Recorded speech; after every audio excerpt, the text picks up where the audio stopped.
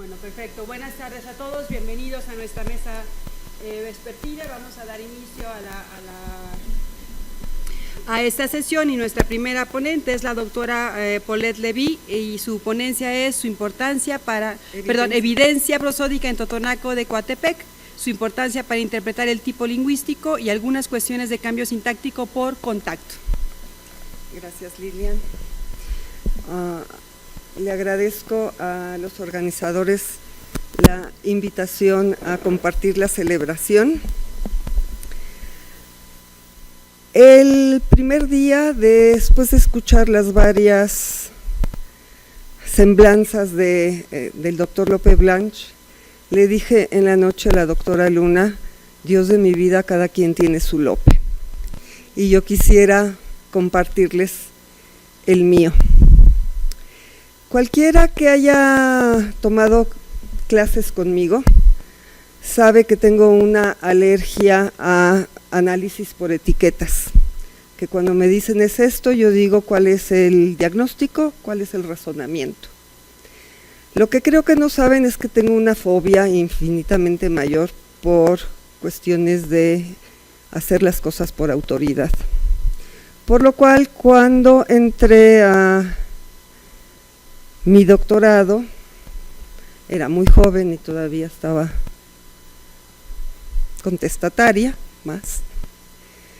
Y a mi sensibilidad, el lugar me parecía, digamos, un poco vertical, autoritario, jerárquico. Por lo cual le hice la vida negra a la directora de aquel entonces, que era la doctora Margit Frenk.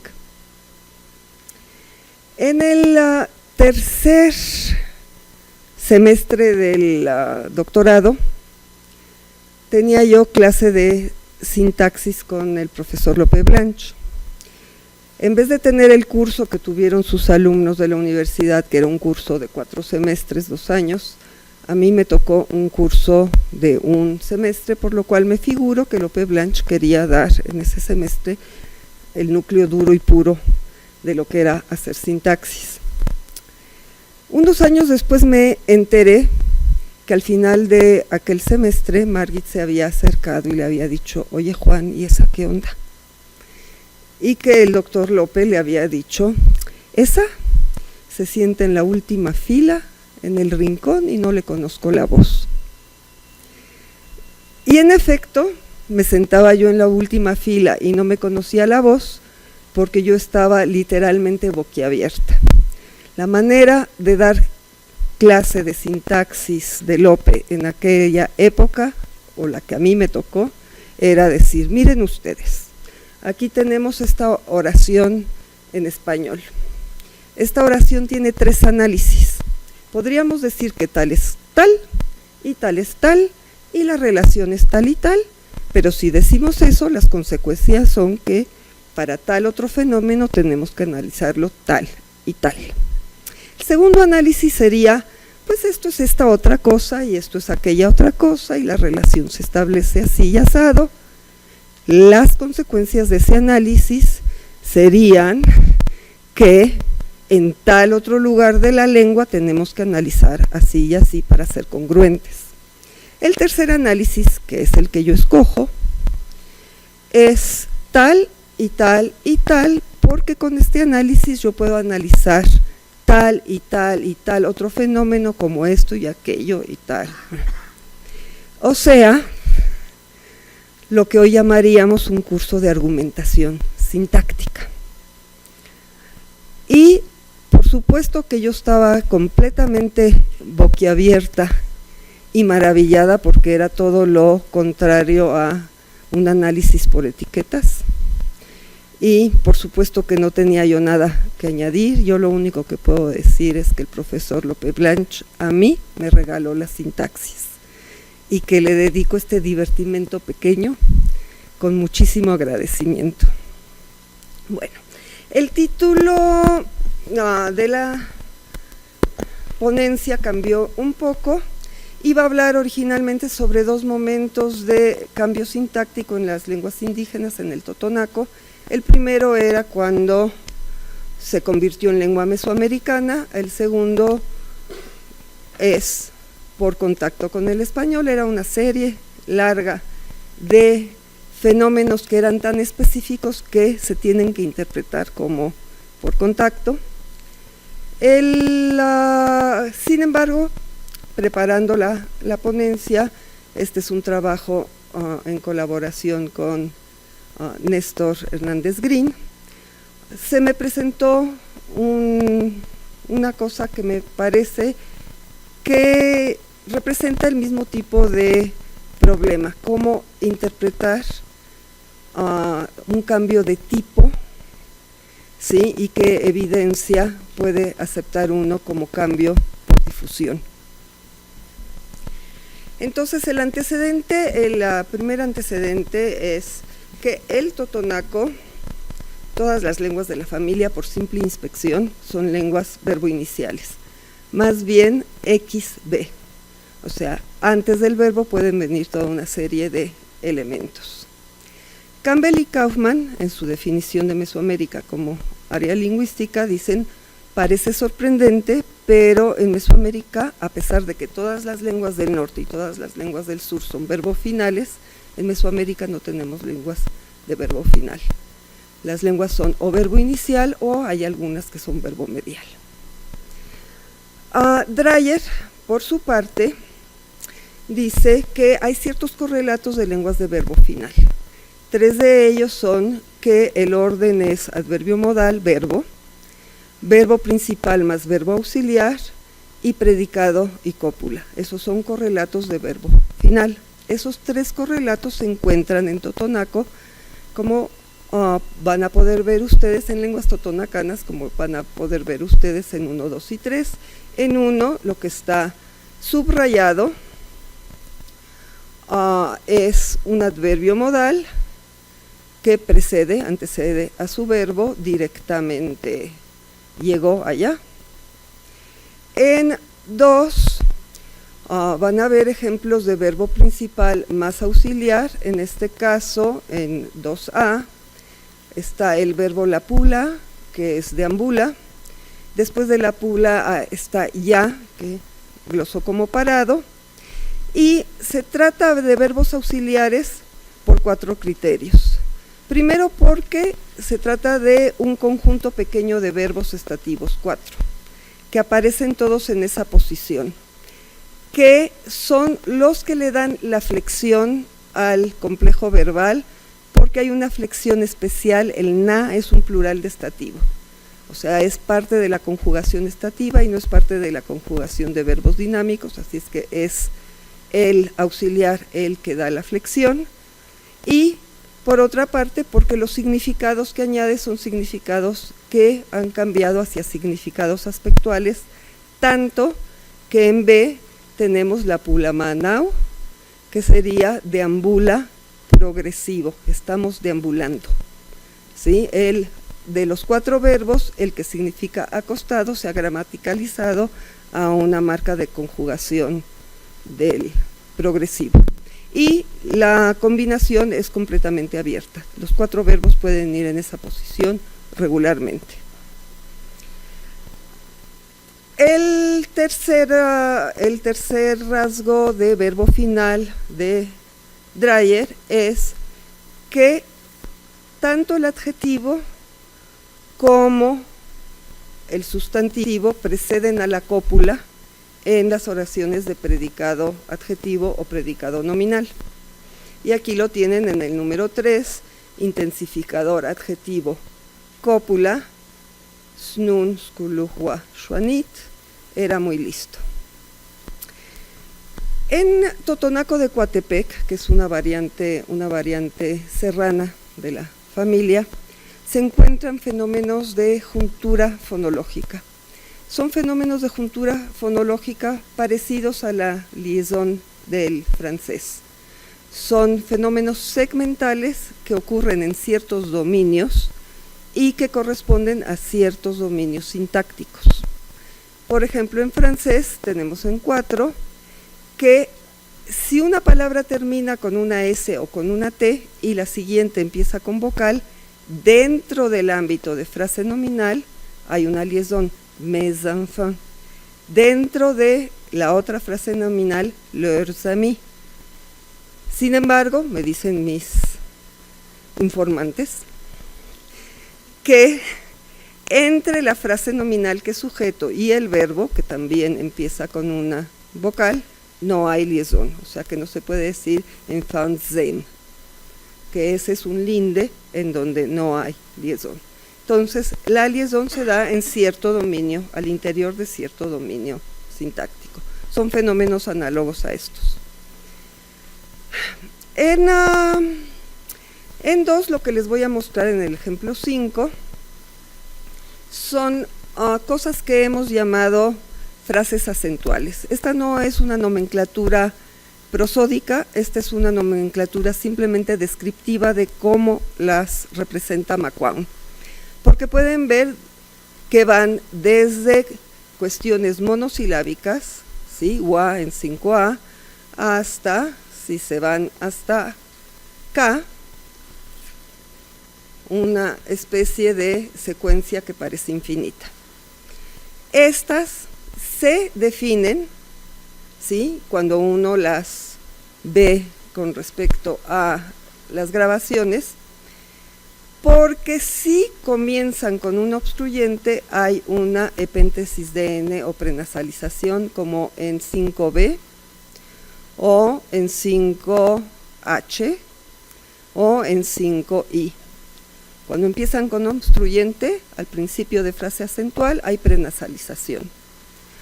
Al final de frase acentual, si la palabra termina en vocal, hay un alargamiento prosódico de la vocal que puede durar hasta 650 milisegundos. O sea, eterno, eterno. Como pueden ver en 5A, 5B, 5D, 5E no aparece porque en ese contexto realmente no está en frase acentual, está al fin de frase entonacional, pero en fin, aparece sistemáticamente. Al acento que le pone McQuown no le hagan caso, ¿sí? Porque lo usa de dos maneras diferentes y entonces no se vayan con la finta, ¿ok? Ignórenlo. Pero todas estas gráficamente se definen porque llevan una sola tilde y por eso el nombrecito de frase acentual.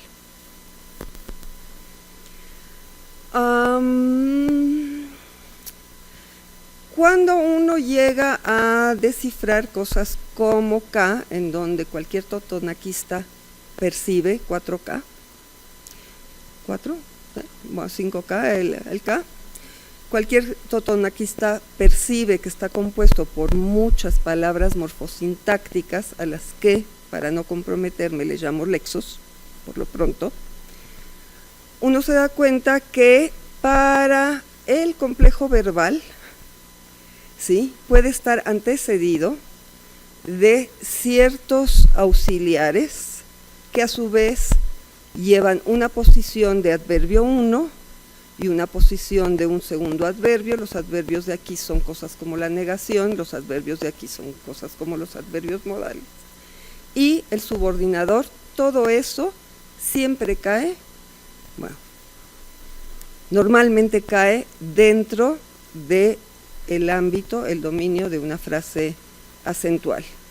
O sea, prenasalización a la izquierda, vocal alargada a la derecha y por lo pronto lo dejamos así. Entonces les voy a mostrar 3 casos de una sola frase acentual constituida por varios lexos. El primer caso serán estructuras de predicado adjetivo, estructuras de predicado nominal y estructuras de predicado verbal. Todos los ejemplos son de un trabajo que tengo con Hernández Green. Entonces, en el número 6 y 7, observemos primero solamente la parte fonológica.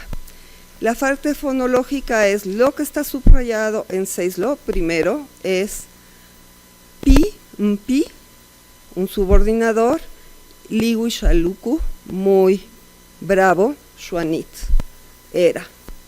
Empieza con prenasalización, termina con una epéntesis de i larga.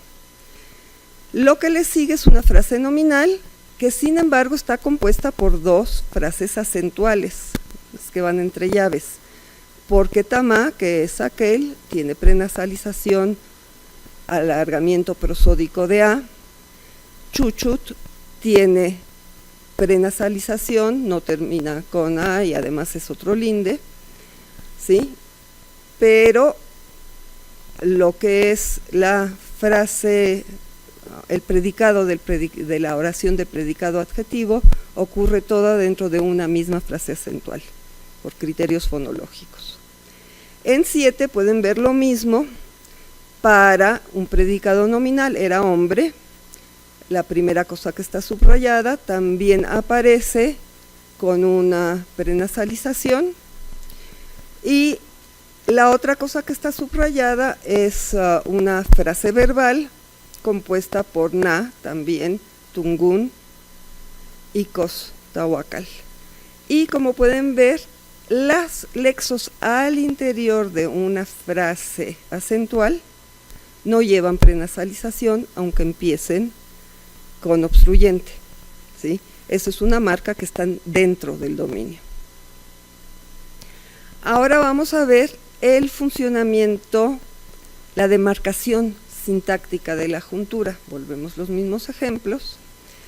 En el primero, el que era pi liwishas luku shuaniti, sabemos que luku y shuaniti no son una misma palabra, porque shuanit, que es la cópula, está precedida por su flexión léxica, y la flexión léxica de pasado es el extremo izquierdo de un verbo o de una cópula, y porque luku, ¿sí?, tiene lo que llamamos juntura 1, que es un fenómeno que les pasa a los lexos al interior de una frase acentual. Entonces, esa H que está introducida con un punto es un fenómeno de juntura que nos indica que estamos dentro de ese dominio, no en las fronteras de ese dominio. En el caso de Chishkushuanit, mismo asunto.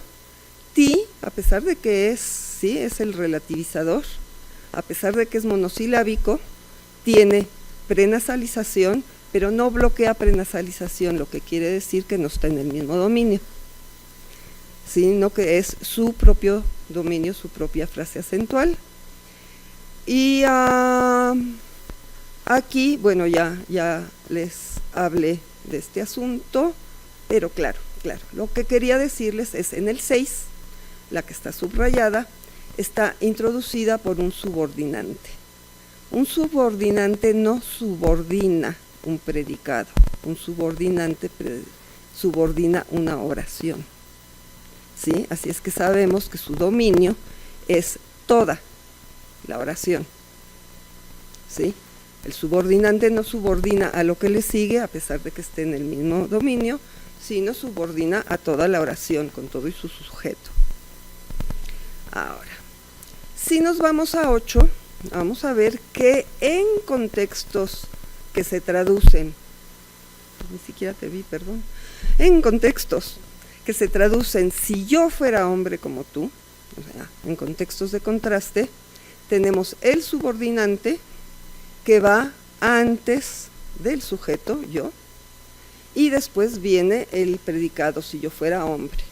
O sea que uno puede pensar que hay un movimiento del lugar donde va habitualmente el sujeto y se mueve a después del subordinante. O sea que la estructura sin adelantamiento de las oraciones de predicado nominal es frase nominal más cópula, que forman el predicado, más la frase nominal, que es el sujeto. Lo mismo pasa con las estructuras sin adelantamiento de las oraciones de predicado adjetivo, frase adjetiva más cópula y después el sujeto, y la estructura que ya habíamos visto de la frase verbal. En resumen, muchas frases acentuales pueden llegar a ser estructuras sintácticamente complejas, pero en el nivel prosódico se trata de unidades bien delimitadas por las junturas prosódicas del linde. Y volviendo al orden de constituyentes, ¿sí?, que caracteriza a esta lengua, si observamos nada más la estructura sintáctica, decimos con Dreyer, el totonaco de Coatepec es una lengua de verbo inicial que, sin embargo, guarda recuerdos de su origen como lengua de verbo final antes de convertirse en mesoamericana por efectos de difusión, como por ejemplo el hecho de que los predicados adjetivos y los predicados nominales anteceden a la cópula en un orden n o adjetivo cópula. Observando la estructura prosódica y la estructura sintáctica a la vez, podemos decir que el totonaco de Coatepec es una lengua de predicado inicial en sus tres estructuras predicativas: predicado verbal, predicado adjetivo y predicado nominal. Por lo menos prosódicamente hay que continuar con el análisis sintáctico, pero me parece que así es. O sea, como diría Lope, podríamos analizarlo así, podríamos analizarlo así, y estas son las consecuencias. Muchas gracias.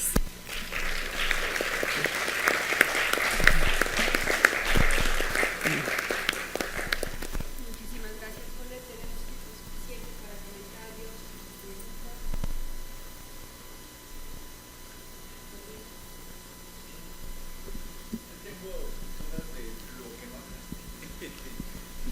Es decir, ¿Y qué son las otras estructuras? o sea, esto de que el totonaco era una lengua de verbo final y que se volvió de verbo inicial por contacto con lenguas mesoamericanas, no sé si podría decir algo más, y simplemente lo pienso en términos de lenguas mijezoques que eran originalmente de verbo final, pero que siguen siendo, digamos que se supone que la estructura vieja es de verbo final, pero siguen siendo mucho de verbo final. No, entonces, lo que tomando pasa, en cuenta la supuesta relación entre lenguas totonaco-tepehuas y mijezoques, no sé cómo eso encaja con esto que estás diciendo. Lo que pasa es que por mera inspección, o sea, no hay que hacer ningún esfuerzo, el totonaco es verbo inicial, las lenguas de toda la familia son verbo inicial, por mera inspección de los textos, constantemente, y cualquier cosa que esté antes de la frase verbal está marcada tal, ¿sí? O sea, eso es claro. Si uno siguiera los razonamientos de Dreyer, el que tenga adverbio y tal, o el que tenga auxiliar siguiendo al verbo, o el que tenga adjetivo y tal, son rasgos viejos que nos deben decir que originalmente, antes de que llegara a Mesoamérica, era lengua de verbo final, igual que las lenguas al norte de Mesoamérica, igual que las lenguas al sur de Mesoamérica, son como remanentes. Esa sería la interpretación que uno tendría que dar de acuerdo a las predicciones tipológicas de Dreyer. Pero la otra es que en realidad no era esto de que, o sea, digamos, no cuestiona tu análisis, sino la historia de las lenguas totonaco-tepehuas, ¿no? O sea, eso No sé de dónde venían que llegaron en contacto con Mesoamérica, y entonces eso que tú estás diciendo iría en contra de la hipótesis del totosoque. Yo no sé cómo sea el mijezoque, a lo mejor tiene todavía más rasgos de lengua de verbo final. ¿Es verbo inicial? ¿En ningún momento? En ciertos casos sí. Bueno, esto es simplemente una discusión de qué es lo que vemos cuando caracterizamos tipológicamente una lengua. ¿Sí? O sea, ¿qué es lo que vemos cuando caracterizamos tipológicamente una lengua?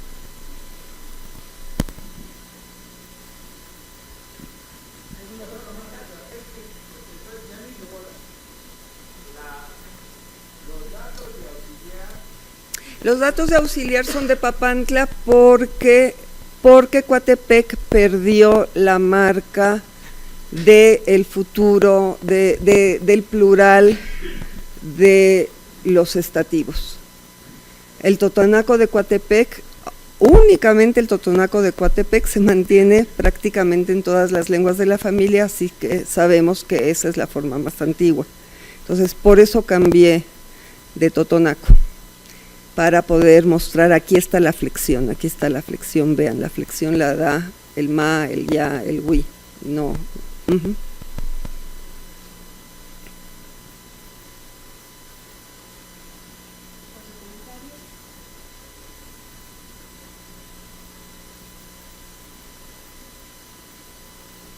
un divertimento chiquito.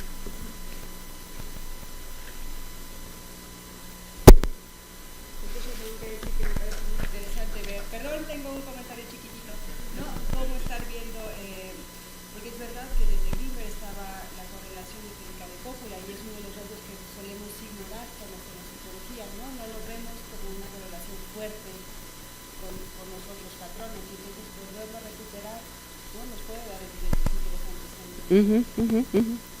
Gracias. Está muy padre por esa recuperación de una estructura un poco olvidada. Gracias.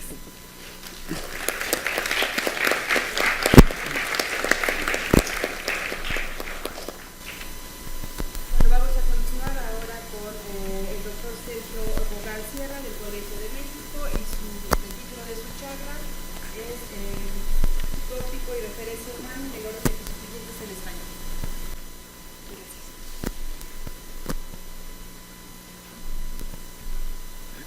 Buenas tardes, ¿se oye bien?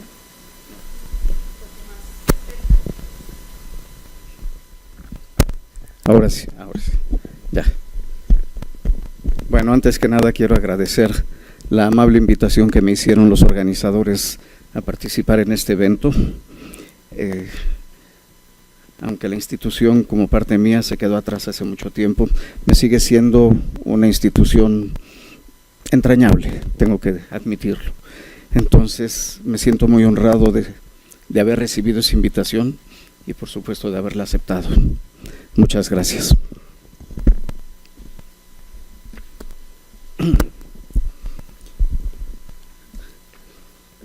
Al movernos en el ámbito del intercambio comunicativo, creo que todos tienen una hojita.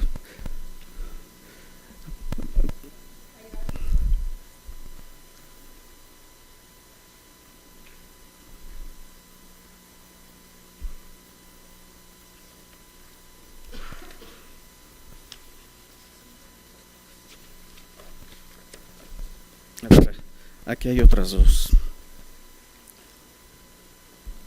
Ahora sí. Al movernos en el ámbito del intercambio comunicativo entre los seres humanos mediante el uso de la lengua, una pregunta que puede conducirnos a asumir un apoyo conceptual a un estudio lingüístico de base funcional es la siguiente. ¿De qué habla el ser humano cuando entabla comunicación con otro ser humano? Una respuesta posible nos la da Grimberg en su primer universal sobre el orden de palabras en las lenguas del mundo. En él apunta que en oraciones declarativas transitivas con sujeto y objeto nominales, el orden más frecuente muestra una oración en la que el sujeto se antepone al objeto. En el plano estructural, esto sugiere que el ordenamiento de los constituyentes en las lenguas no es aleatorio, sino que debe haber algún factor para el que la estructura es un apoyo o instrumento formalizador. Volvemos a la pregunta que hace un momento nos hacíamos. Cuando un emisor del discurso habla, ¿de qué habla? La respuesta tiene que ver con qué significa ser sujeto transitivo en el ámbito de la comunicación. Bueno, aquí debo hacer una aclaración que yo empecé trabajando sujeto transitivo, pero conforme he avanzado me doy cuenta de que lo que voy a decir en realidad es aplicable a sujetos de diversas clases de verbos en español. Como se sabe, el sujeto transitivo es una función sintáctica que formaliza de manera bastante generalizada un doble significado, uno semántico y otro pragmático. Más exactamente, el sujeto transitivo prototípico actualiza simultáneamente el papel semántico de agente y la función comunicativa de tópico. Esto, en el plano discursivo, implica que el sujeto transitivo materializa gramaticalmente a la entidad referencial de la que se habla, al menos en la oración transitiva, es decir, el agente, y como las propiedades que definen al agente se pueden sintetizar mencionando que se trata de una entidad que realiza una acción de modo volitivo, deliberado y controlado, su referente básico típicamente se identifica con el ser humano. En otras palabras, estamos diciendo que, en condiciones normales, un ser humano que entabla comunicación con otro mediante el uso de oraciones transitivas tiene como objeto de su mensaje, es decir, como tópico, al propio ser humano, incluyéndose él mismo en tanto participante activo, volitivo y controlador. En términos un tanto burdos, el ser humano habla de seres humanos.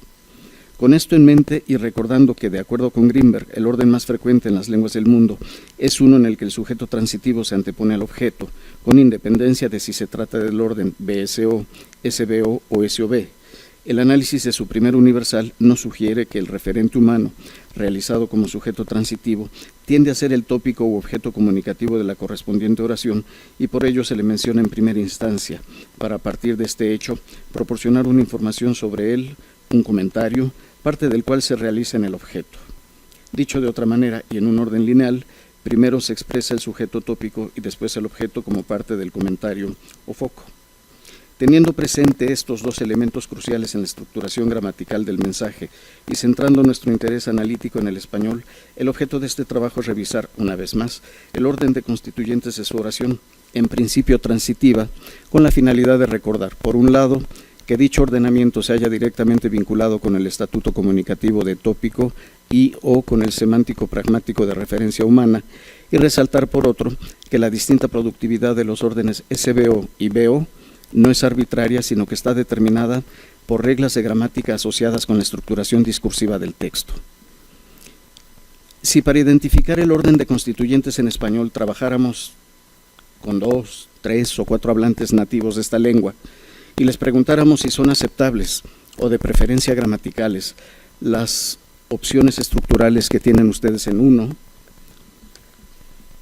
lo más probable es que esos hablantes las aceptarán diciendo algo como todas son posibles en la lengua. En otras palabras, ninguno rechazaría ninguna de las opciones propuestas. Esto sugeriría que la oración transitiva del español con sujeto y objeto directo nominales exhibe un orden flexible de constituyentes. El resultado del análisis cambia, sin embargo, si en lugar de licitar un conjunto de oraciones aisladas, revisamos la información contenida en textos, orales o escritos. Véanse los siguientes ejemplos con el sujeto en negritas, el objeto directo en cursivas y las oraciones pertinentes para el análisis entre corchetes. Vean por favor de 2 a 4.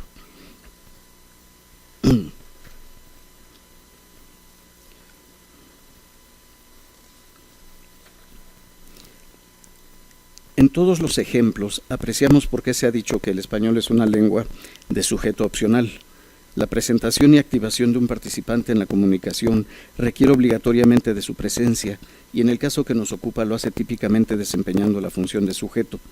Es el caso de las frases nominales David y el cuarto en sus respectivas oraciones en 2, de Linda y ella en 3 y la recepcionista en 4. Nótese, no obstante, que cuando el sujeto de las siguientes oraciones en el texto es correferente con algún participante explícito y activado de alguna oración precedente, dicho participante, normalmente formalizado como sujeto, se realiza en términos de lo que una gramática tradicional menciona como sujeto tácito u omitido, independientemente de si se trata de un sujeto de oración transitiva o intransitiva, como se puede apreciar en los ejemplos exhibidos.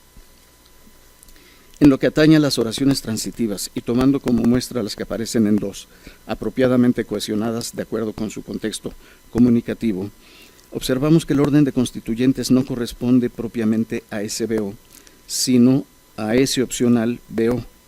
En un estudio anterior en el que analizamos las oraciones transitivas en 3 textos en lengua española, uno mexicano, otro colombiano y otro español, pudimos observar, en efecto, que el orden BO se produjo en un promedio del 70% de los casos analizados, el orden SBO lo hizo en un promedio del 28% y el restante 2% correspondió a los restantes órdenes posibles.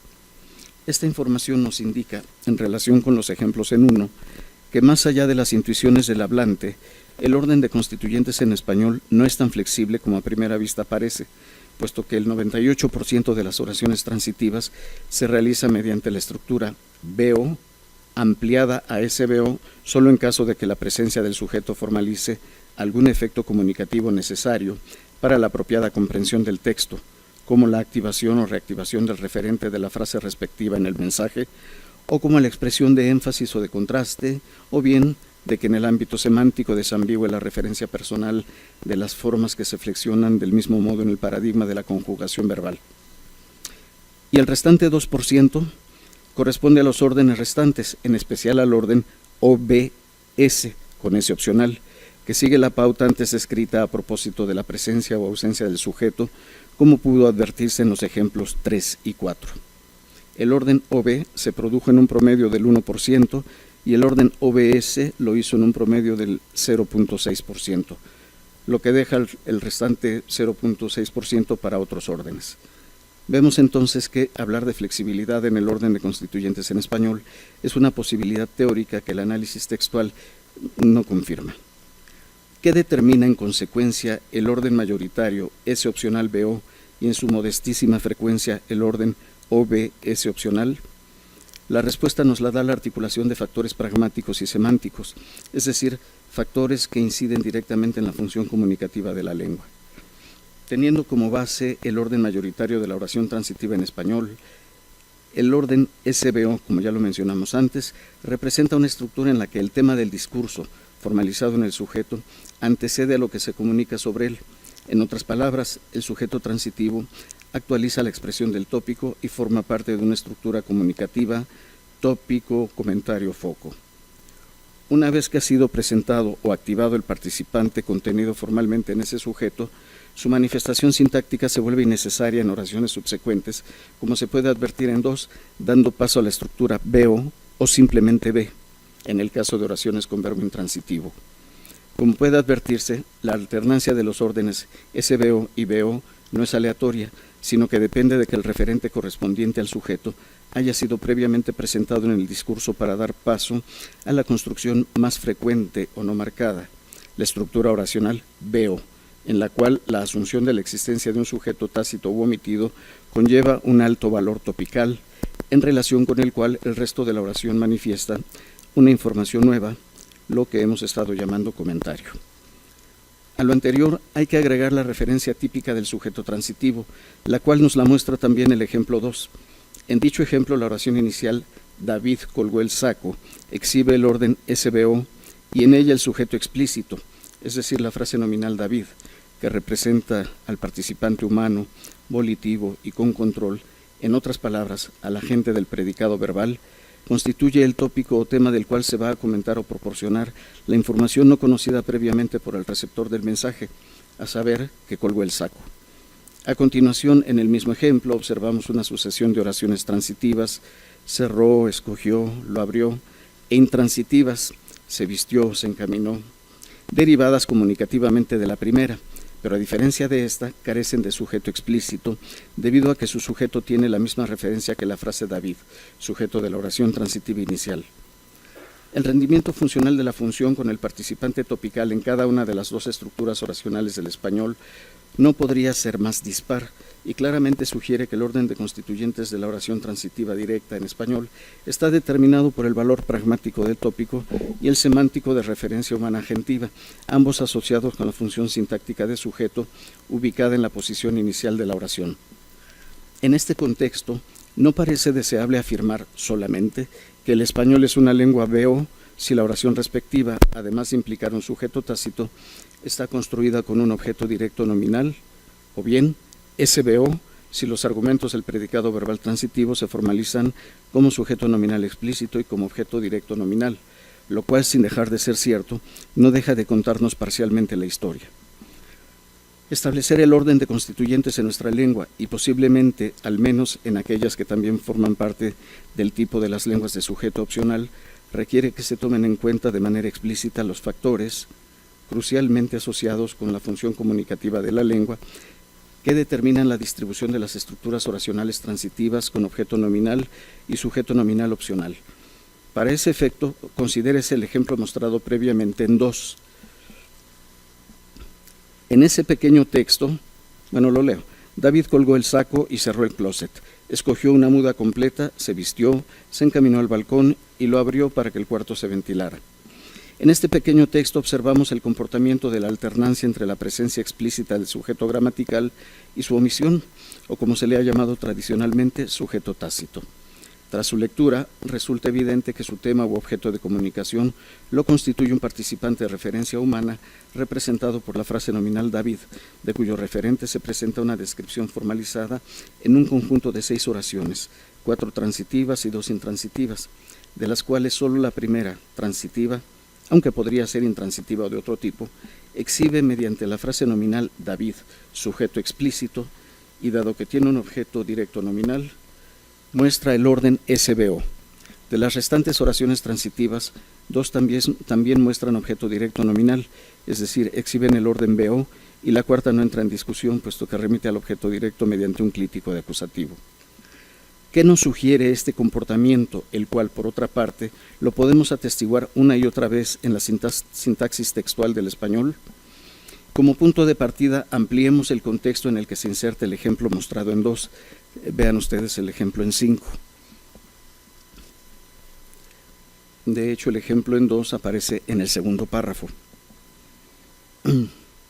Al remitirnos a lo largo de este trabajo y en el contexto de nuestro análisis a la presencia de un sujeto nominal, estamos hablando de una frase nominal o sustantiva que tiene como núcleo un sustantivo común o propio y por lo tanto de una oración cuyo sujeto corresponde a la tercera persona del discurso. Este hecho conlleva, en términos del análisis textual, la presencia de un narrador que establece un objeto central o prominente de comunicación y lo desarrolla gradualmente a lo largo del texto. Una lectura del texto en 5, que como puede observarse incluye a 2, nos muestra que hay un participante que constituye la constante en relación con un cúmulo de información variable. Si nos preguntamos de quién o de qué nos está dando tanta información el emisor del discurso, o en otras palabras, de qué o de quién habla el narrador, la respuesta inmediata es que el tema de la comunicación lo constituye el participante representado en la frase nominal David Sorensen, más adelante reducida a David en 2 ocasiones.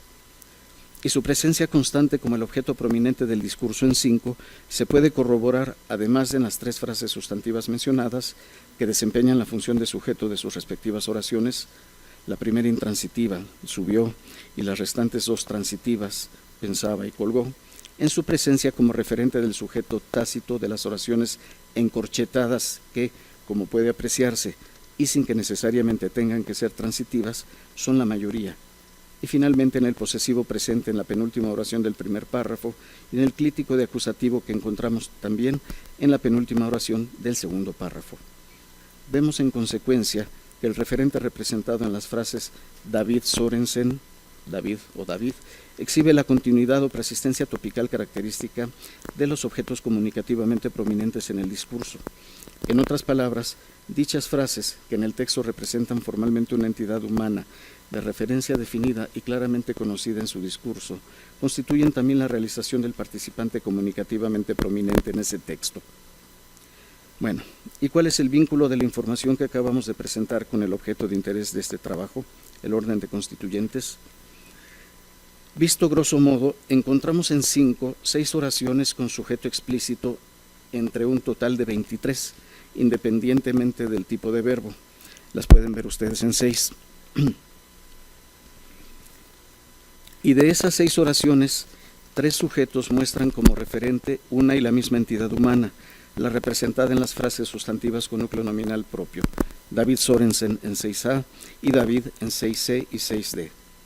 Al lado de esto, hallamos 17 oraciones con sujeto tácito, de los cuales 12 presentan como antecedente referencial la entidad humana expresada en las 3 frases nominales recién mencionadas, 2 como secuencia temática del sujeto explícito en 6A, como puede verse en 7, y 10 oraciones como secuencia temática del sujeto en 6C, como se aprecia en 8.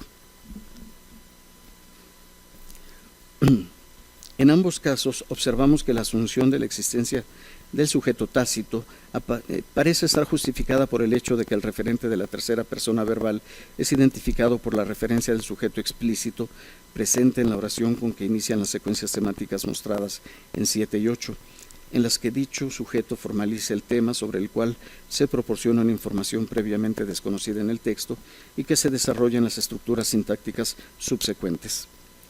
En este contexto, cambiar de oración el sujeto explícito genera consecuencias en la estructura comunicativa del texto.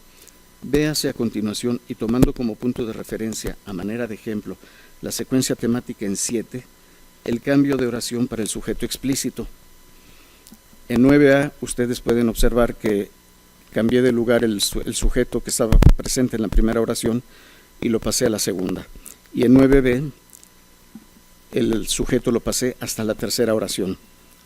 En 9A advertimos que el sujeto tácito de la oración que inicia la secuencia temática es ininterpretable en vista de que no ha sido presentado en el texto su antecedente referencial y por lo tanto no ha sido comunicativamente activado, a diferencia de la tercera oración en la que el referente del correspondiente sujeto tácito se identifica sin problema debido a la presentación y respectiva activación en una oración previa de su antecedente referencial. En 9b, por su parte, el problema se agudiza dado que el sujeto tácito de las dos primeras oraciones es ininterpretable por la razón mencionada. Y en ambos ejemplos el problema está, por un lado, en que en las oraciones con la tercera persona verbal cuyo referente no ha sido activado y por lo tanto resulta ininterpretable, el sentido proposicional derivado del predicado verbal y su estructura argumental está incompleto. Esto nos lleva a no poder asumir la existencia de un sujeto tácito para esas oraciones, dado que no se trata de un sujeto expletivo, como lo sería en todo caso el de una oración del tipo está lloviendo, y sí de un sujeto tácito que debe asociarse con la manifestación de uno de los argumentos del correspondiente predicado verbal. Por otro lado, y en términos discursivos, el problema mencionado se refleja en que ninguno de esos ejemplos alcanza a cubrir su función comunicativa, puesto que en las respectivas oraciones sin sujeto tácito se está expresando una información desconocida en el texto, pero sin haber establecido previamente el tema o tópico del cual se proporciona dicha información. El desarrollo anterior nos sugiere, en consecuencia, que el ordenamiento de los constituyentes en una oración de una lengua como el español no es, y recordamos aquí nuevamente el primero universal de Grinberg, un hecho puramente sintáctico, sino que requiere vincularse con su función comunicativa. No se trata simplemente de afirmar, como ya lo he hecho, que en esta lengua el orden BO se produce en el 70% de las ocurrencias y en el orden SBO lo hace en el casi 28%. Pues decirlo así, como si se tratara de ordenamientos arbitrarios, nos impide proponer una posible explicación que subyace a ese dispar rendimiento funcional de ambos ordenamientos. Como lo pudimos observar en 5, en efecto, el orden con sujeto tácito es más frecuente que el orden con sujeto explícito, y aquí en principio nada tiene que ver el hecho de que el verbo sea transitivo, intransitivo o de otro tipo, como se ha podido cotejar en 5, sino si el argumento que se formaliza como sujeto constituye el tópico del mensaje expresado oracionalmente y constituye, por lo tanto, el participante que disparará el flujo comunicativo al constituir el objeto temático del que se ofrecerá una información desconocida previamente. Así, si en el texto no se interpone un cambio de tópico, no habría necesidad de reinsertar una frase, en nuestro caso, un sujeto explícito que recupere al participante que lleva la prominencia comunicativa textual. En el texto en 5, obsérvese que entre el sujeto David Sorensen y el primer sujeto David, la continuidad topical que se inicia con la mención de aquel se ve interrumpida por la inserción de un nuevo objeto comunicativo expresado en 10. De modo que la presencia del primer sujeto David se justifica por la necesidad de recuperar el tópico prominente en el texto. De manera semejante, entre el primer sujeto David y el segundo, se interpone, en primer lugar, un cambio de estilo indirecto a directo que propicia que el referente David pase a ser realizado mediante la primera persona del verbo de la oración adjetiva que tengo. Enseguida, la inserción de un nuevo tópico expresado en la frase pobre papá Sorensen y finalmente la inserción de dos nuevos tópicos introducidos por las frases con las corbatas y en cuanto a las camisas, como puede apreciarse en 11. Ante la expuesta interrupción de la continuidad temática del tópico textual prominente, nuevamente se hace necesario reactivar dicho tópico, lo cual se consigue mediante la incorporación del sujeto explícito David en la oración David colgó el saco. Como hemos podido advertir, en consecuencia, la alternancia entre el sujeto explícito y el sujeto tácito no es un hecho arbitrario ni se restringe a verbos transitivos. No es un hecho arbitrario, puesto que la presencia del sujeto explícito, en virtud de su función comunicativa, presentar y o activar a la entidad seleccionada como el objeto prominente del discurso, es un recurso de coherencia textual y por lo tanto indispensable. Y sólo entonces, si el tópico respectivo no cambia, la continuidad temática, que se justifica por proporcionar una información nueva o previamente desconocida, se representará mediante la secuencia de 1 a n oraciones con sujeto tácito correferencial con el participante formalizado en la oración con sujeto explícito.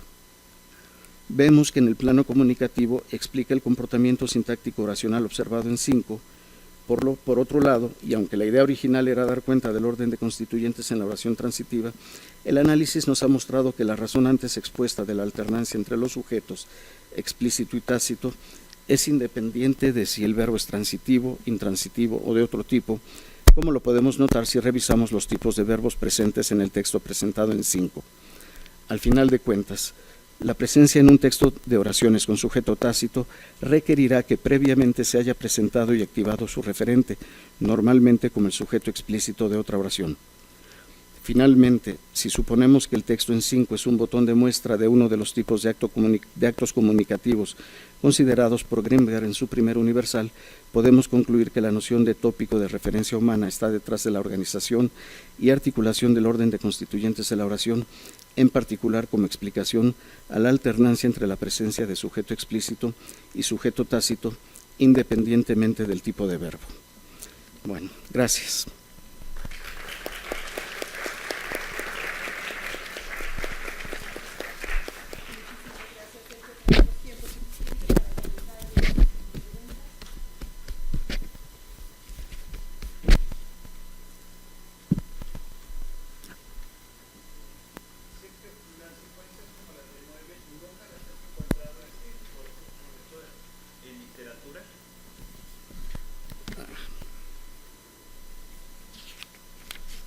Como las que tienes Gracias. que, digamos, no para introducción de referente, sino como secuencias enfáticas.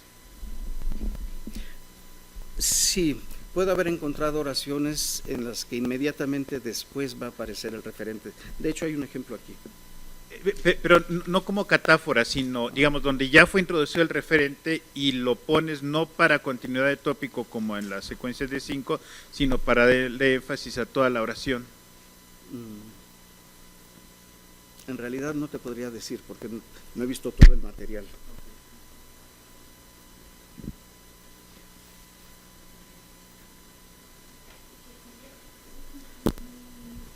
Intuición, como yo trabajo con oralidad, cuando veo esto veo otra lengua.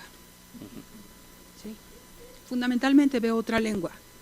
No veo al español, veo la lengua de la literatura y veo unas prácticas y unos sistemas que no me recuerdan nada de lo que escucho.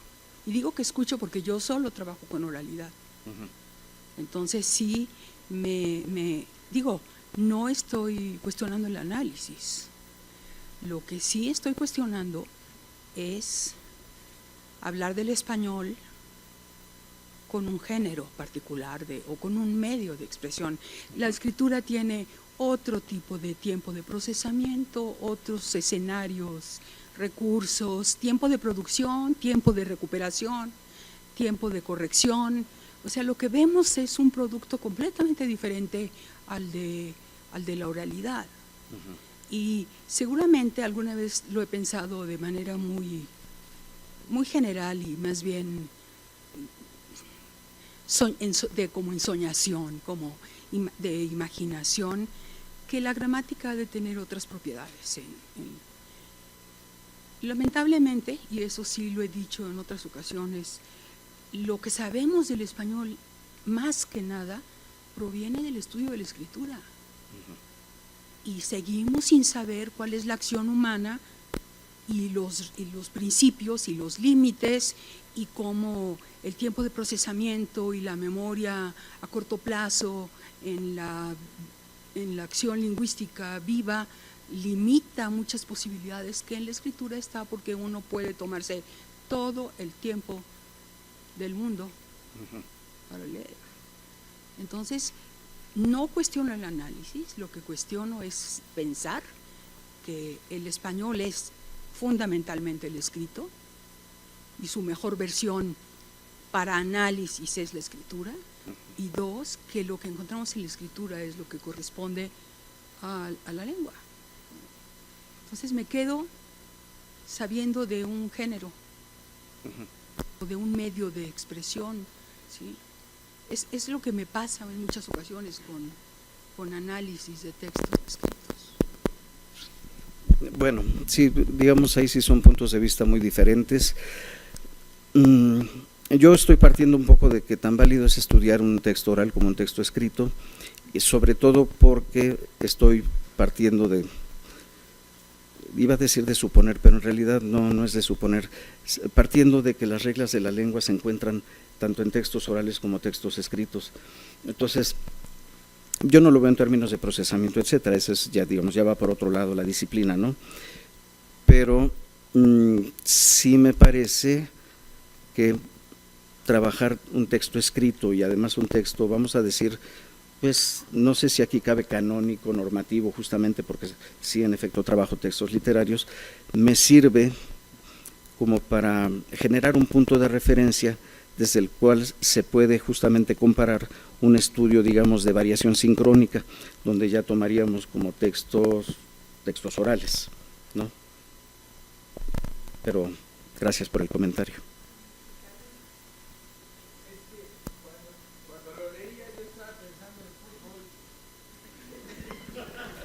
Para que te digo, es que en narración, no, me encanta, o sea, la toca, la pena, la esquina, Messi vuelve a anotar, me suena perfecto. Y es el mismo tipo de estructura donde finalmente el sujeto está introducido hasta el final y es hacen puro foco y hasta después metes el tópico. Sí, pero además obtienes la imagen auditiva o la imagen visual. Estoy a tu favor, estoy diciendo que funciona eso. Gracias. Sí.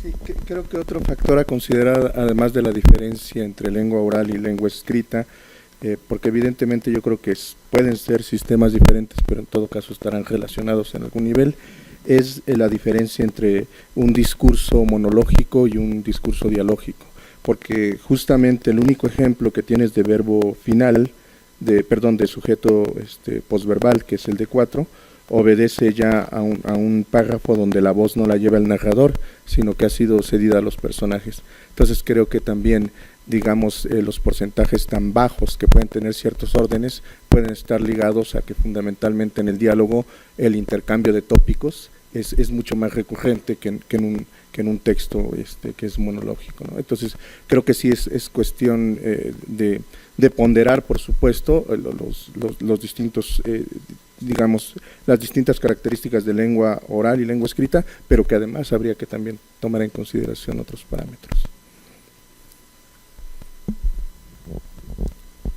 Ok, está bien, gracias. Pues bueno. Muchísimas gracias. Perdón, vamos a hacer el cambio de computadoras. Ya está. Bueno, quiero comenzar agradeciendo a los organizadores de esta celebración por los 50 años del Centro de Lingüística Hispánica. Aunque nunca pertenecí al Centro de Lingüística Hispánica, tengo una relación profunda y de la que yo estoy muy agradecido con muchos de los miembros del centro. Algunos fueron mis profesores, otros fueron mis compañeros.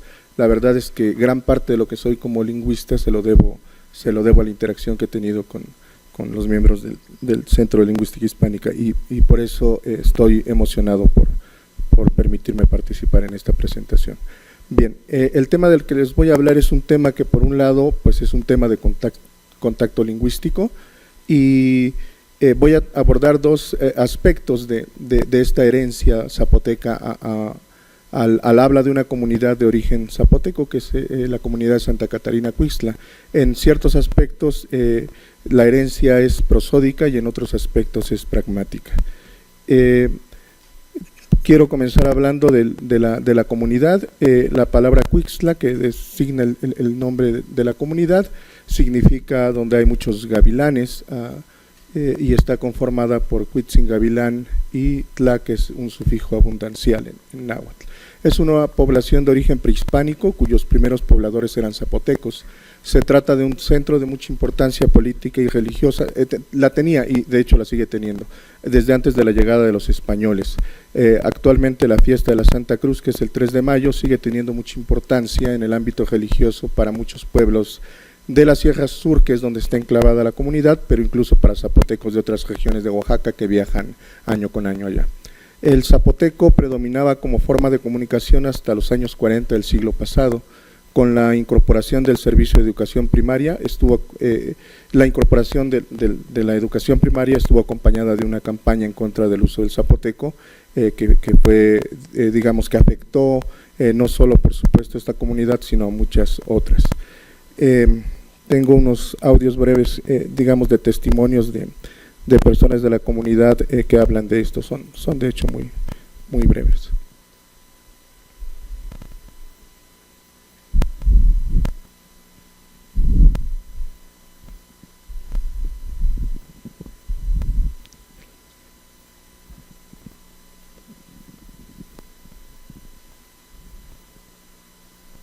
Pues yo cuando entré a la escuela, a la primaria, nos prohibieron hablar el zapoteco.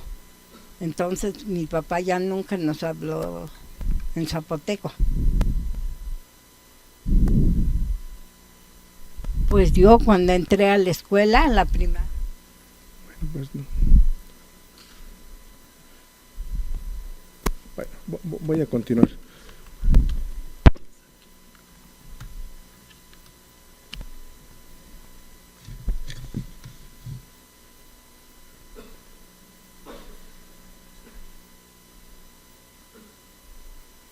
Pues yo cuando entré a la escuela, a la primaria, nos prohibieron hablar el zapoteco. Entonces mi papá ya nunca nos habló en zapoteco.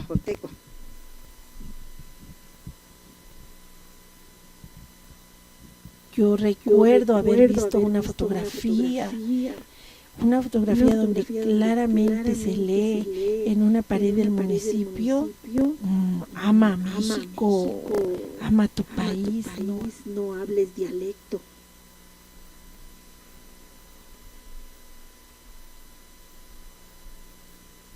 El municipio de Santa Catarina Cuixtla pertenece al distrito de Miahuatlán, en la región sur del estado de Oaxaca. Se ubica a 111 kilómetros de la capital y a 4 kilómetros de Miahuatlán de Porfirio Díaz, que es la cabecera municipal. Ahí hay una fotografía de una de las dos iglesias viejas del pueblo. La variante lingüística de este zapoteco, que ya está casi extinto, pertenece al miahuateco o zapoteco de Miahuatlán, que es uno de los 5 subgrupos del zapoteco sureño, de acuerdo con la clasificación de Smith-Stark 97 y de trabajos posteriores de Wim de Ascona. En el mapa 1 se observa los 5 grupos del zapoteco sureño, y en esta región de acá es donde está la comunidad de Cuixtla. El zapoteco sureño, entonces, en su conjunto constituye uno de los 4 grupos de zapoteco medular, junto con el papabuco, el zapoteco central y el zapoteco de la Sierra Norte. Y a su vez el zapoteco medular, junto con el solteco y el zapoteco occidental, constituyen la macrofamilia denominada zapoteco, que pertenece, como seguramente saben, al tronco otomangue, que es el más diversificado dentro de nuestro país. Hay algunos trabajos sobre el zapoteco de Cuixtla, pero prácticamente todos ellos son manuscritos y se remontan a mediados del siglo pasado. 2 lingüistas, un matrimonio de lingüistas del Instituto Lingüístico de Verano, escribieron un vocabulario en el año 55, y también la mujer escribió un texto en el año 53 sobre la categoría adjetivo. También hicieron algunos trabajos de traducción del himno nacional mexicano y del Evangelio según San Mateo del español al zapoteco. Y estos documentos se pueden consultar en la página electrónica del Instituto Lingüístico de Verano. Más recientemente, Morales Camacho y yo hemos elaborado una lista comparativa basada en la de Fernández de Miranda, que es un referente importante para estudios comparativos y de reconstrucción histórica, pero prácticamente no hay textos publicados sobre esta variante zapoteco. Sobre el español de Cuixtla no existe ningún estudio previo, y se puede afirmar que en términos generales se trata de una variante de español muy influida en términos fonéticos, incluyendo prosódicos, en términos léxicos y también en términos gramaticales, por el zapoteco de la misma comunidad. Brevemente comento estos ejemplos tomados de una página de redes sociales que muestran, digamos, ciertas peculiaridades que van de lo léxico a lo morfológico y que también reflejan en cierta medida, digamos, procesos fonéticos, por ejemplo, de elisión de vocales átonas, tanto pretónicas como postónicas. Por ejemplo, aquí este dis, que es el verbo dice, ¿verdad? O una forma de subjuntivo, ¿verdad? Aquí. Quiero ahora mostrar un tercer audio que ilustra algunas de las propiedades prosódicas particulares de este zapoteco, de este español.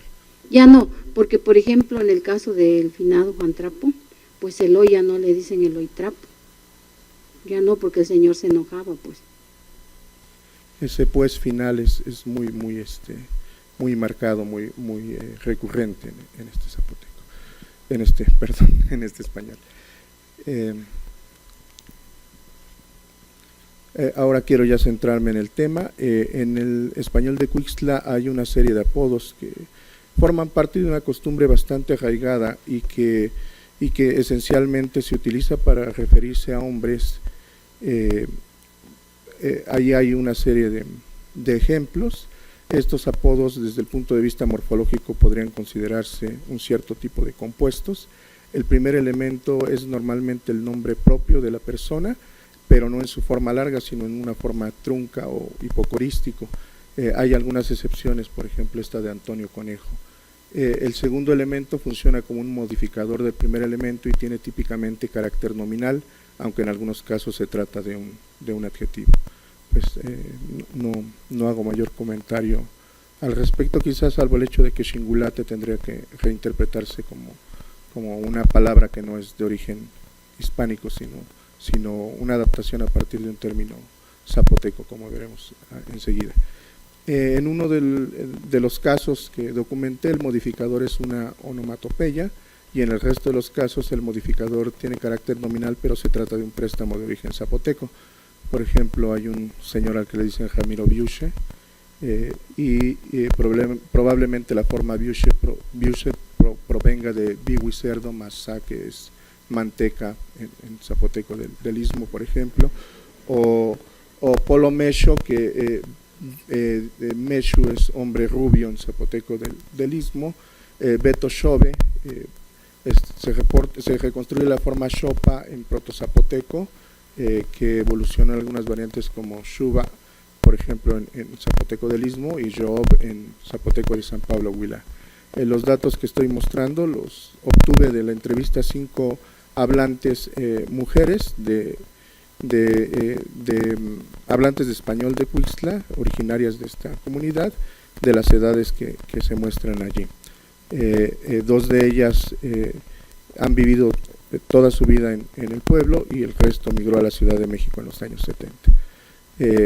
La manera en que se obtuvieron los datos fue pidiéndoles que hablaran sobre apodos que conocieran, y obtuvimos un total de 37. Desde el punto de vista prosódico, los apodos constituyen palabras fonológicamente simples, es decir, que tienen un único acento primario. Vamos a mostrar algunos ejemplos de audio, a ver si los si están de acuerdo conmigo. ¿A Ramiro? ¿Quieres? Le decía Ramiro Biuse. A mi hijo. El Biuse, porque mataban a puerco y sacaban los Biuse. Agustín Moroso, también Florian se quedó por Florian Moroso, pero quizá poquito. Esto se oye un poco menos. Luego tengo un primo que le dicen, se llama Florencio, le dicen Lencharro, porque camina así con las piernas abiertas.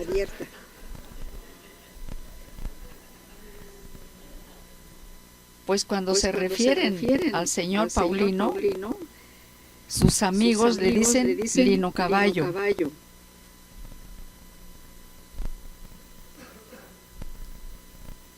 Yo creo que sí, aunque quizás no conozca a las personas, conozco los apodos, porque los oigo en conversaciones. Por ejemplo, pienso en Gabino Hombre. Bueno, entonces el espectrograma que muestro en esta figura muestra que hay, digamos, un desequilibrio notable entre la duración de la vocal de la sílaba inicial y la vocal de la tercera sílaba. Corresponde al caso del lino caballo que oímos hace un rato, lino como hipocorístico de Paulino y caballo como el modificador, mientras que, digamos, tomando como sustantivos separados el hipocorístico lino y caballo, esperaríamos un acento primario en la sílaba li por un lado y en la sílaba ba por otro. Al decir el apodo junto, hay diferencias en los tres parámetros que se consideran normalmente para determinar el acento. La vocal I de lino tiene una duración de 89 milisegundos versus 161 milisegundos de la A interna de caballo. Hay también una diferencia, aunque menos notable, de intensidad y una diferencia también de tonía de 195 versus 201 Hz. Entonces, básicamente lo que estoy diciendo es que estos apodos constituyen una sola palabra fonológica cuyo acento principal es el del modificador, el elemento que está más a la derecha. Ahora quiero hablar brevemente de apodos en una lengua zapoteca que no está en la Sierra Sur de Oaxaca, sino en los valles centrales. Es el zapoteco de San Pablo Huilá. En un trabajo previo he descrito la existencia de estos apodos, en los cuales el primer elemento es también el nombre de la persona, pero con una adaptación prosódica, digamos, a las condiciones fonotácticas y prosódicas del zapoteco, que es un zapoteco donde las palabras son monosilábicas. Entonces, por ejemplo, el nombre Emilio es Mil, o el nombre Félix es Fel, Carlos es Car, Simón es Moñ, y así sucesivamente.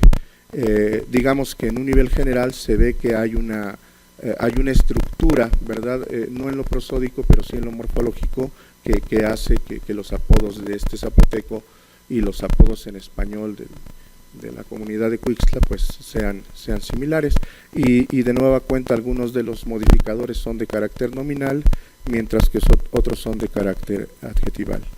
En el caso de los apodos del zapoteco de San Pablo Huilá, el primer elemento del apodo constituye el núcleo de la construcción en términos morfológicos y semánticos, pero es dependiente fonológicamente. En un caso típico es una sílaba monomoraica que forma junto con el segundo elemento un pie yámbico, cuyo núcleo es precisamente el segundo elemento, el cual también es monosilábico pero bimoraico.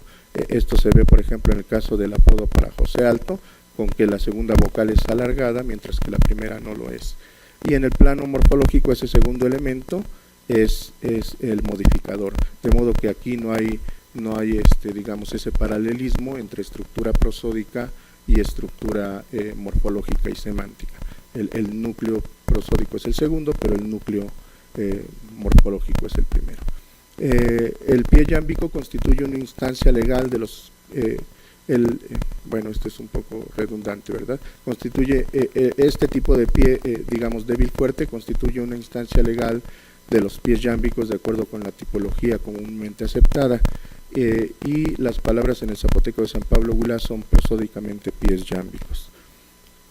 Algunos apuntes breves sobre el uso de estos apodos en el zapoteco de San Pablo Huilá. Normalmente se heredan de padres a hijos. Muchos apodos se deben a propiedades físicas, normalmente permanentes, no transitorias, mientras que algunos otros se deben a circunstancias más bien específicas. Muy a menudo son los padres los que heredan apodos a los hijos y no las madres. A una persona mayor le pueden decir su apodo solo personas de su mismo estatus. Se ve mal que alguien, digamos, con que no se tiene confianza, se refiera a otra persona con el apodo.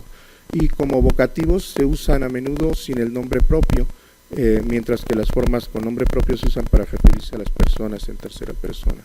Una persona puede incluso tener más de un apodo. Y los casos que no son tan claros, digamos, en los que no es tan claro explicar el origen del apodo, tienen como modificador un animal. Hay algunos casos en que se desconoce el significado del apodo, pero aún así sigue funcionando para la identificación referencial, y por eso es que es muy común que la gente se refiera a otras personas por su nombre más su apodo en vez de por su nombre más apellido en los casos en que haya que hacer alguna desambiguación. Ahora hago una breve comparación entre las formas prosódicas típicas de las palabras fonológicas.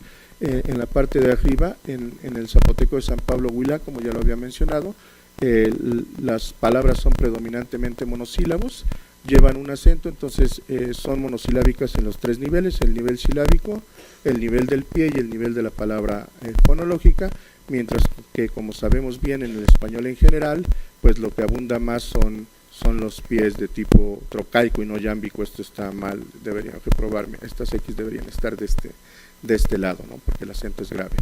En la forma prosódica típica de los apodos, en el zapoteco de San Pablo Huilá tenemos un solo pie que es de tipo yámbico, con el elemento fuerte del lado derecho, mientras que los apodos en el español de Cuixtla tienen la forma de dos pies trocaicos, que corresponden a un ritmo de fuerte, débil, fortísimo, débil, como en el caso de Beto Bruto. La forma prosódica de los apodos en el español de Cuixtla coincide con la forma típica de los compuestos, tengan o no truncamiento, en el español general, como caradura, matamoscas, mangoleta o dorilocos. Entonces, ¿en qué consiste la herencia prosódica? La forma prosódica de los apodos en el zapoteco de San Pablo Huilá no coincide con la del español de Cuixtla. En el primer caso se trata de pies yámbicos de la forma fuerte débil, que son al mismo tiempo palabras fonológicas lícitas en la lengua. En el segundo caso se trata de secuencias de pies trocaicos que también constituyen una palabra lícita en la lengua, ¿no? No solo en compuestos, piensen en casos como lavadora, por ejemplo, o chilaquiles. A pesar de esta disparidad, en ambos casos se observa la fusión de dos palabras fonológicas en una sola, lo que en el zapoteco de San Pablo Huilá se comprueba en la simetría entre las sílabas que constituyen el pie, siendo la primera monomoraica y la segunda bimoraica, y en el español de Cuixtla se comprueba en la conservación de solamente un acento primario. La palabra típica en zapoteco es un pie yámbico monosilábico y en español es un pie trocaico bisilábico. Los apodos constituyen palabras prosódicas extendidas en ambas lenguas, es decir, la suma de dos palabras típicas más la pérdida de las propiedades de independencia prosódica de la primera de ellas. Concluyo con lo siguiente: en una de las entrevistas realizadas en Cuixtla se encontró un apodo en zapoteco. La colaboradora recuerda que este apodo lo llevaba un señor que debió nacer hacia principios del siglo XX y que ya era un adulto cuando ella era una niña en la década de los 40. Ahí aparece el apodo, que es el nombre propio Pedro en su adaptación a este zapoteco, más Mbi, que es la palabra para hombre. Voy a reproducir este último audio que recoge este testimonio. Bueno, había un señor que se llamó Pedro Arellanes Cortés, y le y decían, le en decían zapoteco, le decían Pedro Mbi.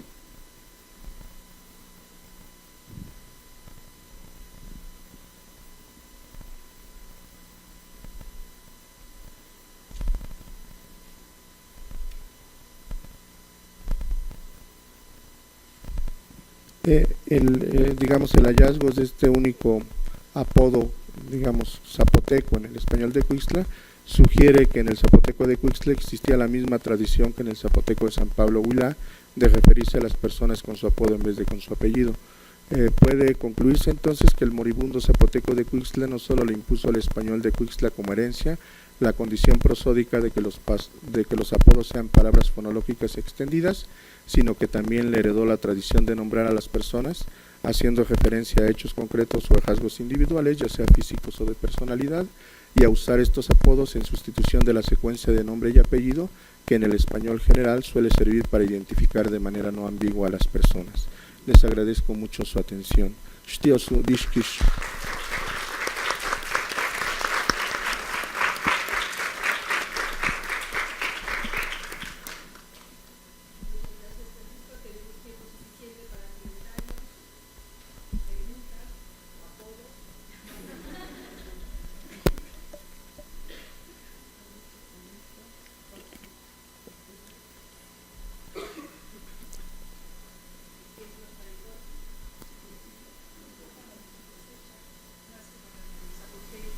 Temas, pero hiciste mención a contextos para desambiguar, no usar el apellido, usar la forma de apodo. Inmediatamente me vino a la mente los trabajos sobre reformulaciones referenciales de Enfield y de Levinson, y de cómo en algunos casos también se usan descripciones más que apellidos de el fulano, no como apodo, sino con alguna propiedad o su ubicación o alguna relación.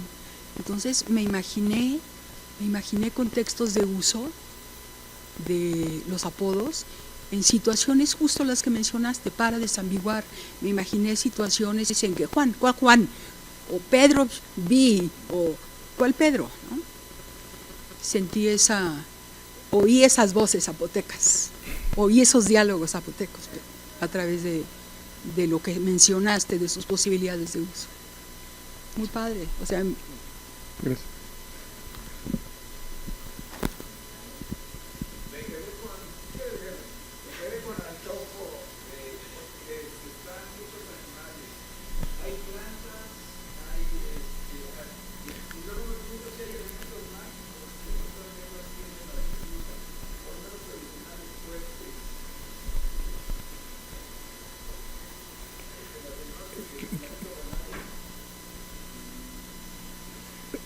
¿Quieres ver los del español de Cuixtla o los del zapoteco de San Pablo Huilá?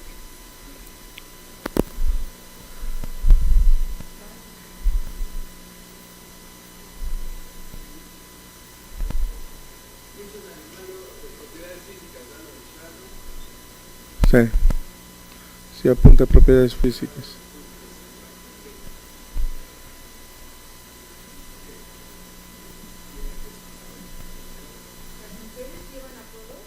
No, casi no. En el caso del zapoteco, creo que lo mencioné para el caso del español de Cuixtla, pero en el caso del zapoteco solo encontré como casi 200 apodos, encontré un solo apodo de mujer que era Marie Hierro, que es como María Piedra Grande, y el apodo obedece a que enfrente de la casa donde vive la señora María hay una piedra de tamaño muy, muy grande.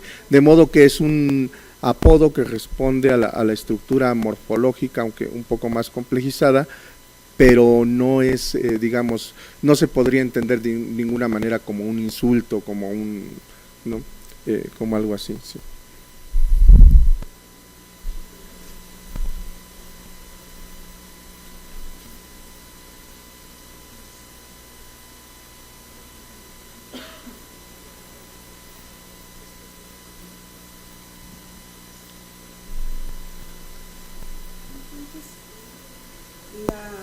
La herencia no es un cambio de pie, sino nada más el convertir en dos palabras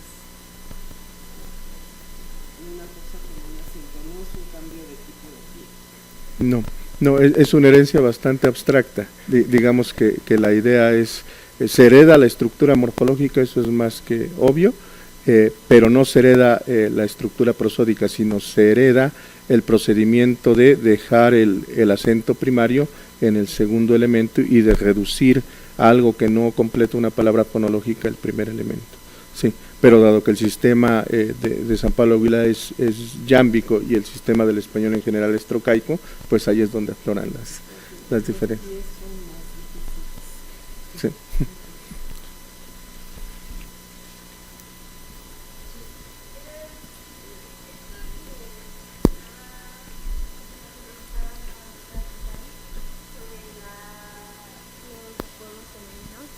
Bueno, para mujeres. Bueno, yo quisiera preguntar si es algo que tenga que ver con la cultura, las tradiciones, o si solo usted se dedicó a registrar o no se enteró, o no sé. No, seguro. Sí, por supuesto.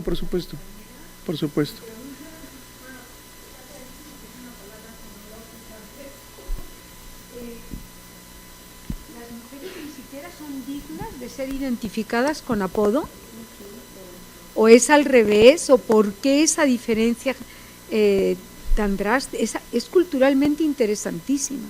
Sí, claro. Sé que en algunos casos para las mujeres justamente se utiliza el apellido.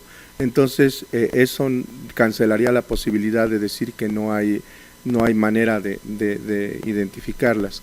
Pienso que, o sea, lo que sí hay es claramente una división de los roles, digamos, sociales de hombres y mujeres mucho más marcados, por ejemplo, que en un ámbito urbano como el nuestro. Eso sí, y eso obedece, por supuesto, digamos, a formas de vida, pues, que probablemente están mucho más extendidas en el país y en el mundo en general, ¿no? O sea, sí se ve una diferencia muy grande, pero no me atrevería a decir que no son dignas de nombrarse o de identificarse.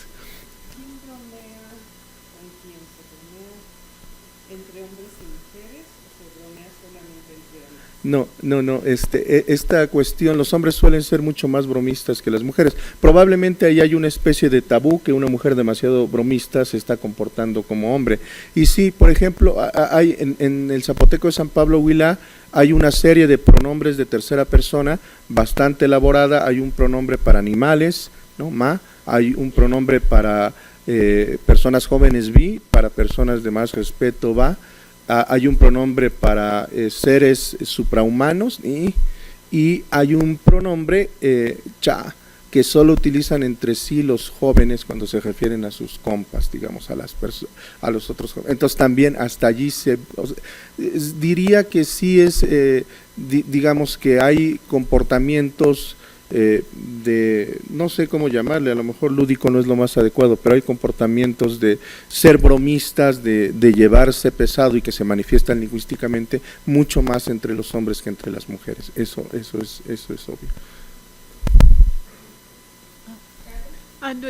Nada más era que cuando vi el título pensaba que ibas a hablar más bien de cosas como un alumno zapoteco me hizo una lista una vez de apellidos que eran como, digo, que era el español antiguo más bien, como Luis y ya no, ese es el que más me acuerdo porque era el nombre, pero como en lenguas mayas, pero esos no son apodos en sí, son formas reducidas. Son formas reducidas, claro. Del español antiguo, ¿no? Sí.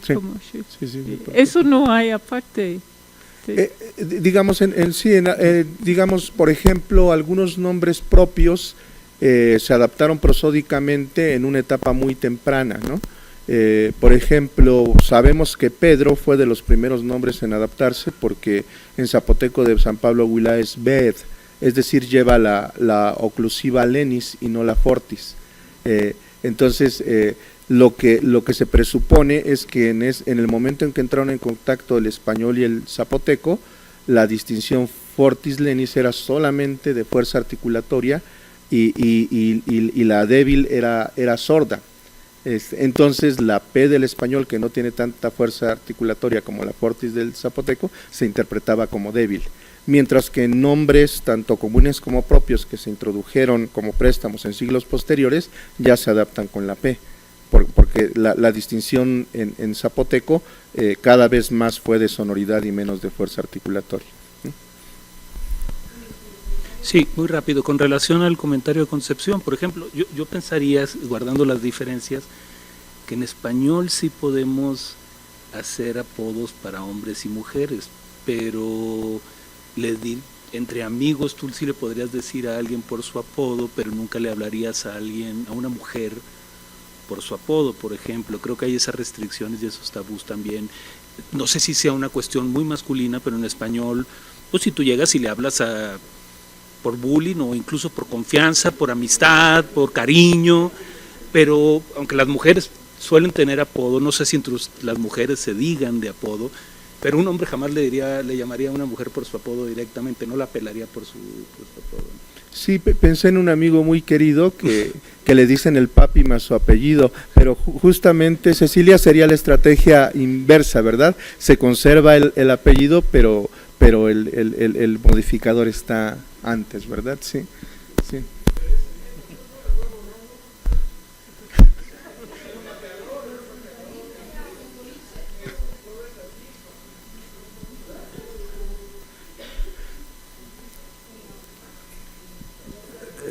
Quiero abundar un poco sobre esta cuestión de la diferencia entre los apodos para mujeres o para hombres, ¿qué tanto el sistema de parentesco está determinado el que a las mujeres se les refiera con el apellido, mientras que a los hombres no? Es decir, la lateralidad, la linealidad y la localidad. ¿Quién transmite los derechos? ¿Quién integra al otro a su sistema de parentesco? ¿Y dónde se vive? Me manifiesto incapaz de responder la pregunta.